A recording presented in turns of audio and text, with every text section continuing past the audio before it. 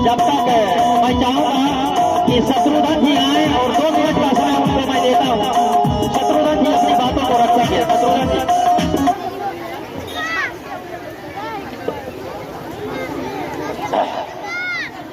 सबसे पहले मैं यहाँ जिस कारण से उपस्थित हुआ हूँ, जिनके कारण उपस्थित हुआ हूँ, राधा सर्वपल्ली कृष्ण जी को मैं प्रणाम करता हूँ। उसके बाद मैं अपने पूज्य गुरु जी जाकिर सर को प्रणाम करता हूँ।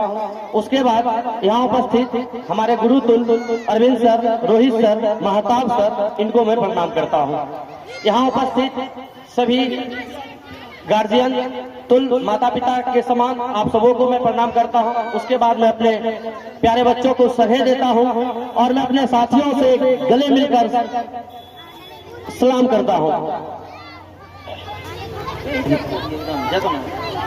मैं थोड़ा अस्वस्थ हूँ, इसे कारण ठीक से नहीं बोल पा रहा हूँ, ज्यादा बोलूंगा भी नहीं, बस थोड़ी सी 2-3 प्रेरक प्रसंग के तौर पे छोटी छोटी बात को रखूंगा। सबसे पहले मैं यदि बात करूंगा तो राधा सर्वपल्ली कृष्णन जी के साथ एक जो है टाइटल है सर्वपल्ली, मैं उस पर विचार करूंगा। उसके बाद वह क्यों बोल रहा हूँ उसके बारे में भी बताऊंगा। सबसे पहले आपको ज्ञात होना चाहिए कि सर्वपल्ली जो नाम लगा है कृष्णन जी के साथ, सर्वपल्ली नाम उसके एक गांव का नाम है, यानी मातृभूमि का नाम है जहां वे जन्म लिए थे।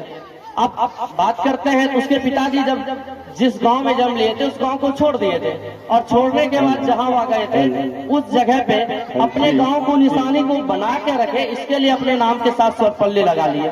तो मैं आपको बताना चाहता हूँ कि ये सर्वपल्ली नाम वहाँ लगा लिया, क्या हम लोग जो यहाँ परोड़ा डुमरी में रहते हैं और अदर जो भी गांव के यहाँ दर्शक आए हैं, क्या आप लोग भी अपने गांव को सम्मान के लिए कुछ करना चाहते हैं? यदि करना चाहते हैं तो उनके लिए यदि हम बात करते हैं, आप उनका नाम तो नहीं लगा सकते क्योंकि आप दूसरे गांव जा भी नहीं सकते हैं, लेकिन उसके लिए आप बहुत कुछ कर सकते हैं। जैसे कि बात करते हैं समाज में परिवर्तन, और परिवर्तन की यदि हम बात करते हैं तो सबसे प्रथम स्थान आता है शिक्षा की, और शिक्षा की बात करते हैं तो सिर्फ शिक्षा की बात करने से शिक्षा हो जाएगी क्या? शिक्षा की यदि हम बात करते हैं तो आपका ये कर्तव्य बनता है, हम लोगों का कर्तव्य बनता है, सबों का कर्तव्य बनता है कि समाज में एकजुटता के साथ आए, समाज में फैली हुई भ्रांतियों को दूर करें और समाज के बच्चों को आगे बढ़ाने का प्रयास करें। इसके लिए मेरा सबसे पहला मानना है तो सबसे पहला देखिए, टीचर के नाम के साथ एक सी आता है, टीचर जो होता है उसका स्पेलिंग उसमें एक सी लेटर आता है, जिसका अगर अंग्रेजी हम बोले कैरेक्टर होता है, जिसका शुद्ध हिंदी यदि बोले चरित्र होता है। तो सबसे पहले यदि बात करते हैं, यदि आप अपने बच्चों में शिक्षा बनाना चाहते हैं तो इसके लिए सबसे पहला काम बनता है बच्चों का चरित्र निर्माण करें। बच्चों का चरित्र निर्माण की यदि बात करते हैं तो बच्चों का व्यवहार की बात होती है। आप अपने बच्चों का चरित्र निर्माण कैसे करेंगे, यदि इसके बारे में हम बात करेंगे तो कुछ 1, 2, 4 सवाल हम करेंगे, आप लोगों को जवाब देने का थोड़ा प्रयास कीजिएगा। क्या आपके गाँव के बच्चे जो है क्या नशा करते हैं, यस या नो? आपके गाँव के बच्चे क्या नशा करते हैं, यस या नो? तो हम यहाँ बैठे बुजुर्गों से पूछना चाहते हैं, क्या आप अपने बच्चों को नशा करने से बचाने के लिए कुछ किए हैं?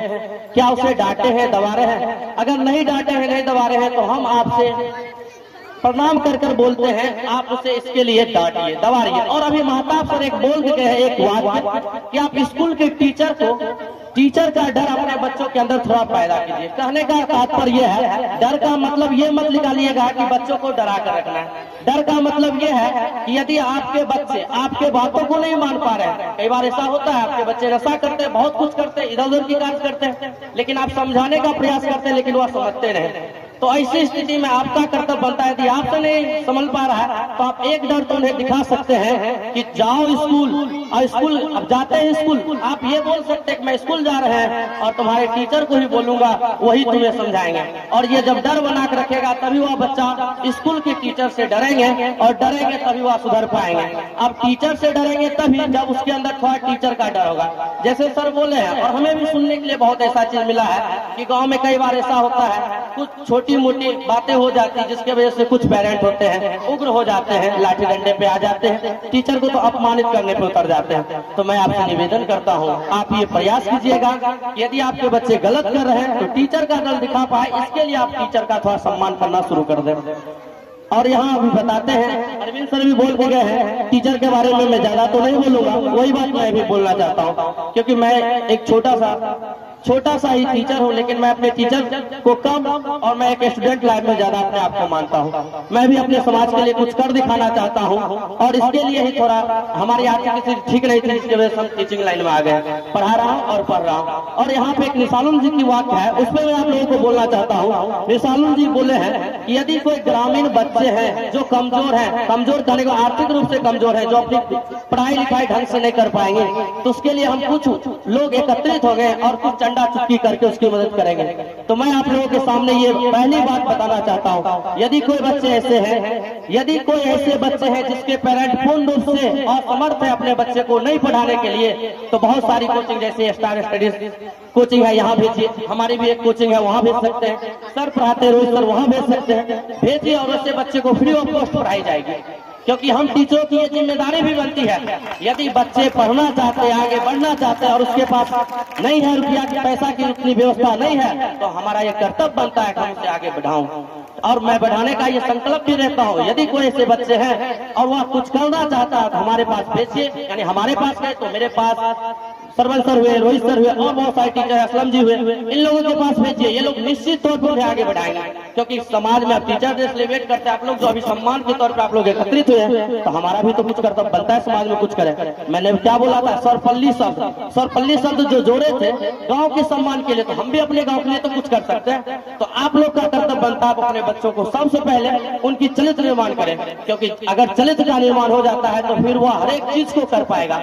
और चरित्र निर्माण के लिए आप पहले बचपन से उसे अच्छे चीजों की ज्ञान दीजिए। गलत कर रहा है डांटिए, आपसे नहीं हो रहा है तो टीचर का डर दिखाइए, टीचर के पास भेजिए। टीचर का ये कर्तव्य बनता है उन्हें संभाले। यदि अब बात करते हैं, अब चरित्र निर्माण तो हो रहा है, बचपन से हो रहा है, घर से ही होगा। उसके बाद यदि शिक्षा की बात करते हैं तो शिक्षा के लिए बस यही कोचिंग इंस्टीट्यूट ही नहीं बल्कि सरकारी स्कूल है, और सरकार की व्यवस्था अच्छी है। बस कुछ कारण जैसे कोविड चल रहा है, पढ़ाई नहीं हो पा रही, इस जगह हम लोग की जिम्मेदारी बनते हैं, जहाँ पे सर बोले हैं हम लोग अपने हिसाब से कुछ करने का प्रयास करते हैं। अब एक दो हम थोड़ा सा प्रेरक प्रसंग बोलना चाहते हैं। जैसे एक छोटी सी एक कहानी है, और वह कहानी कुछ मेढकों की है। सुनने का प्रयास कीजिएगा, मजा आएगा और कुछ ज्ञान की चीजें भी मिलेगी। कुछ मेढक थी तालाब में, और तालाब में जो मेढक थी, मेढक का तो कार्य होता है तालाब में रहना, वो अपना तालाब में था, विचलन कर रहा था, घूम रहा था। और वहीं पे बताते हैं जहाँ जो तालाब था, तालाब में तालाब के मालिक के द्वारा एक लोहे की खंभा गाड़ दी गई। लोहे की खंभा गाड़ दी गई, और गाड़ देने के बाद क्या होता है अब सुनिएगा। जब लोहे की खंभे गाड़ दी जाती है तो उसमें जो होता है, मेढक अब खंभे पे चढ़ने का प्रयास करता है, चढ़ने का प्रयास करता है, नहीं चढ़ पाता। तब कुछ मेढक एकत्रित होते हैं और आपस में बात करते हैं कि हम क्या करें, खंभे पे चढ़ने का रेस लगाए, और जो सबसे पहले खंभे के शिखर तक पहुंच जाएगा वह विनर कहलाएगा और मेढकों का राजा कहलाएगा। अब ये जो छोटी सी कहानी ध्यान दीजिएगा, अब वह जो बात बोला गया राजा कहलाएगा, तो सभी तैयार हो गए। जब तैयार हो गए तो सब मेढक जो होता है, मेढक अपनी दौड़ के लिए यानी कि खंभे पे चढ़ने के लिए तैयार हो गए। और जब तैयार हो गए तो सब अपना, एक दिन की बात आई तो रेस शुरू हो गया। रेस शुरू हो गया तो सभी मेढक उसमें चढ़ना शुरू किए। जब शुरू किए तो उसमें कुछ मेढक थे बार बार प्रयास करते थे, असफल होते थे। अब असफल होते थे, सभी मान बैठते थे कि ये संभव नहीं है, यानी खंभे पे चढ़ना संभव नहीं है। सब बार बार प्रयास करके गिरते थे, सभी मानते थे संभव नहीं है। कोई नया मेढक भी जाकर चढ़ने का प्रयास करता था तो सभी मेढक उसे चिल्ला चिल्ला कर मना करते थे कि खंभा पे चढ़ना संभव नहीं है, इसलिए खंभा पे नहीं चढ़ो, नहीं चढ़ो, नहीं चढ़ो। लेकिन अब बात हम करते हैं, एक मेढक ऐसा था जो प्रयासरत था, लगातार कोशिश कर रहा था, चढ़ने का प्रयास कर रहा था, और अंततः जाकर चढ़ते चलते उसे भी रोका गया, उसे भी बोला गया नहीं चढ़ो, नहीं चढ़ पाओगे, नहीं कर पाओगे, शिखर तक पहुंचना संभव नहीं है। लेकिन फिर भी वह चढ़ दिखाया, वहां शिखर पे पहुंच गया। जब वह शिखर पे पहुंच गया तब उसे कुछ मेढकों के द्वारा बुलाया जाता है, पूछा जाता है तुमने यह संभव कार्य कैसे किया, तुमने ये बातें क्यों सुना। बगल में बैठा एक बुजुर्ग मेढक उनकी बातों को सुने और बोले कि ये मेढक जो है बहिरा है, जो सुन नहीं सकता है, और नहीं सुनने के कारण ये शिखर पे चढ़ गया। तो देखिए ये छोटी सी कहानी हमें शिक्षा जरूर दे रही है। अपने समाज में भी हम देखते हैं कि समाज में कोई व्यक्ति पढ़ते रहते हैं, कुछ करते प्रयास करते हैं, लेकिन किसी न किसी कारण बस असफल हो जाते हैं। और असफल होने के बाद हमारे समाज में कुछ ऐसे पेरेंट होते हैं जो उनका एग्जाम्पल देते थे कि फलनामा इतने पढ़ लग है की कर लगे बात को रुपया बुरे लगे, ऐसे बोला जाता है। तो आपको बताते हैं अगर ये चीज अगर आप सुनना बंद कर दीजिएगा तो शायद आपका बेटा उस बहरे मेढक की तरह शिखर पे पहुंचेगा, कुछ करके दिखाएगा। बस आपको बहरे मेढक की तरह आपको भी बहरा हो जाना होगा। तब जब आपके बारे में गलत बोला जाएगा और आप अच्छे करने का प्रयास कीजिएगा और गलत बोला जाएगा, आप बेटा बेटी को आगे बढ़ाने का प्रयास कीजिएगा लेकिन आपको गलत बोला जाएगा, तब उस चीजों को मत सुनिएगा और प्रयास कीजिएगा आपका बेटा बेटी आगे बढ़े। समय का अभाव है, उसे 2-3 और छोटी छोटी प्रेरक प्रसंग है जो आपको बीच हम रख सकते थे, लेकिन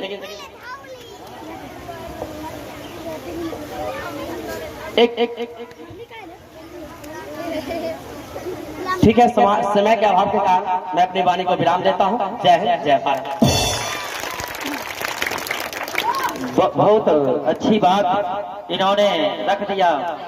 देखिए, आप किसी भी अच्छे काम को करने चलेंगे ना तो आदमी आप पर तंज कसेंगे, क्योंकि आप बिल्कुल सबसे अलग काम करने चले हैं ना, और अलग करने वाले को उसका खामियाजा भुगतना पड़ता है। अगर आप उस खामियाजे के लिए तैयार हैं तो निश्चित रूप से आप उस बहरे मेढक की तरह राजा बन के दिखाइएगा। तो